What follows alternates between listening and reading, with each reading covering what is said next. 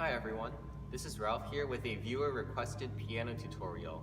So this one's from Justin. He says he's currently working on Sparkle, and there's this passage around the 1 minute mark. It goes,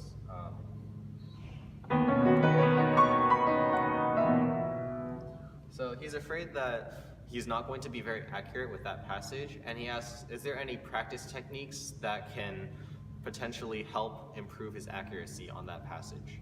So yes, there are practice techniques that can improve your accuracy. So ultimately this passage is just an arpeggio on the right hand and on the left hand. So really it's just like practicing the arpeggio and like getting accuracy and cleanliness on the arpeggio. So arpeggios are made of two basic bits, the repeated block. So in this case, for the right hand it's, and then there's the transition. So transitioning from to. So first let's get the repeated block clean, and then we can worry about the transition. So just first thing you should do is like get this easy. Focus on playing that evenly, so you don't want to go. And also make sure you're releasing evenly, so that every release is the same. Not like. So to practice clean releases, what I do finger staccato. So I would isolate my wrist because I don't want to do wrist staccato, which is like, that's not what I'm trying to do here. I isolate my wrist and play finger staccato. Or I can go like practice this really slowly. So down, down, up, again, down, up, and then faster, down, up, and then practice that, and just keep like practicing this bit until it feels easy and even. Actually, earlier in the piece, it's like the right hand is just.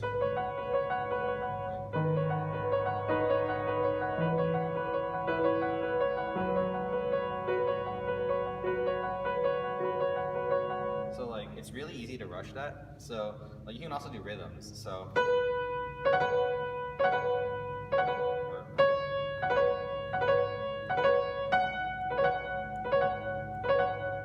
Again, focusing on evenness and clean releases. So once the repeated block is like easy, then you should focus on the transition. So the technique here I use is, after I play this, I lift my hand and then put it back down where it needs to go. So I can practice that like this. So just like play all three notes at the same time, play it as a chord. Now, I know that a lot of people are taught to do this instead as a crossover, well, cross under in this case, like that. So I say that's too slow, and it's also kind of awkward to have your hand like, I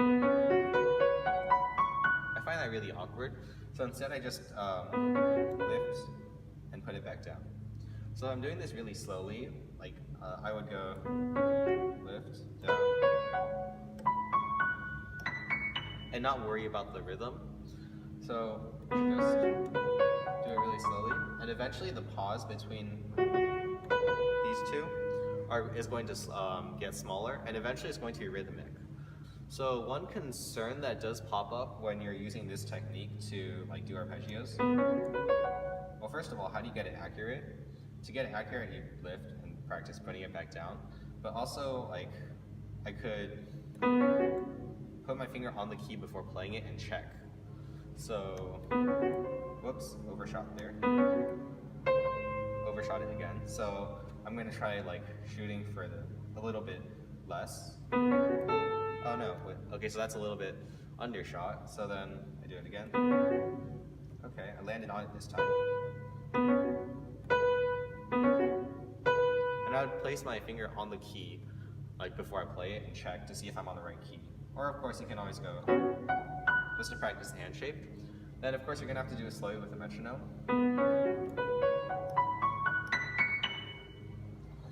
Another concern that does pop up with this technique is that like you might do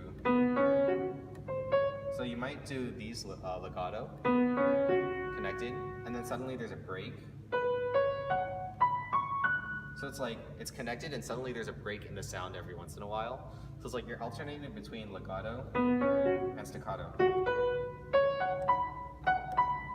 So that could be a problem. I would say that if you're trying to do it legato, you have the pedal for a reason. So like, or if you're trying to do staccato, then you should do everything staccato. So I would say practice doing it staccato. And you notice that when I do it staccato, like all of the notes are detached, and suddenly it doesn't sound like there's a break. So to get rid of the break, you add more breaks. Sounds kind of counterintuitive, but it works. So I'm gonna go, like, I'm gonna separate every note, and suddenly it's smooth. So ultimately you just have to like practice the lift and put down technique and do it slowly and slowly speed it up, and eventually you'll get a smooth motion. Sorry. And then as for accuracy, another thing I do is I close my eye, and then I do it slowly.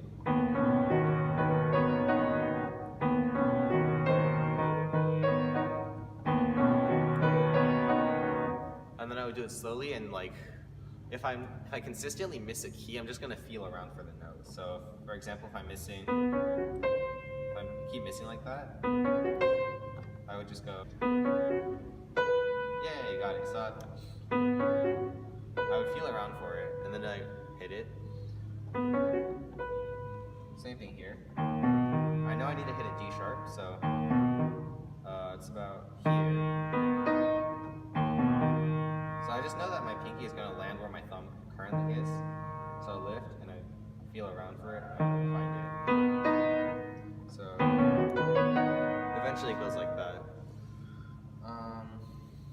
And then when you're actually performing it, you can use the pedal to get rid of the break. Or you could do staccato, I guess. But that doesn't sound as good in performance. But like, you have the pedal when you're performing, so it's all good. So, well, that's all the practice techniques I have to offer for arpeggios with accuracy and cleanliness. So first, get the repeated block clean and easy. Then practice the transition, lift and put it back down. And then if the transition is too slow, so like if you're going, sorry, I would go, and then practice staccato, use a metronome, and eventually it's all good. And then I would close my eyes if I felt the need to, just to like improve my accuracy even more. And that's all I have to offer. So thanks for watching, good luck, have fun with practicing. See you next time.